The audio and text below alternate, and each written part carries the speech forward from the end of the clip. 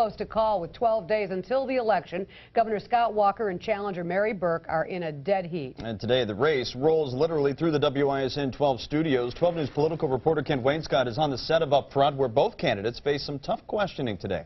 Yeah, that's right. Scott Walker and Mary Burke sat down right here with Mike Gousha just a short time ago for an extended, in-depth interview. It will air Sunday during a special one-hour edition of Up Front. Mike challenged the candidates on a number of issues, things that might make a difference for some of you on Election Day.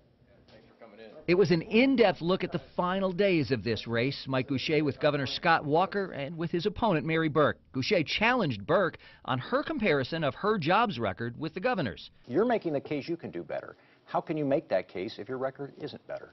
Well, I would say my record is better. When I was Commerce Secretary, Wisconsin had 50,000 more jobs than we have today, and the unemployment rate was 4.8%. But you were lagging in job creation. You would agree with that? Well, it's a little bit comparing apples and oranges, because the fact was we were almost at our peak employment in Wisconsin. So it's harder to add jobs when you're already pretty much at the top versus when Governor Walker came in. There was nowhere to go but up. And for Governor Walker, facing what the polls show is a tied race, the question was whether he believes he's in trouble. I could be defeated. Sure. Do you think you're in danger of being defeated? Well, I think you look at the polls, they've consistently been tied. I've been saying for a year, I think I probably said on your show about a year ago at this time, that I thought that this would be a much closer election than many pundits thought, because in that recall election, even though we won by a bigger margin than we did 4 years ago, I have to believe that just some of those people, not all, but some of those people were voting for me against the recall, not necessarily for or against my policies.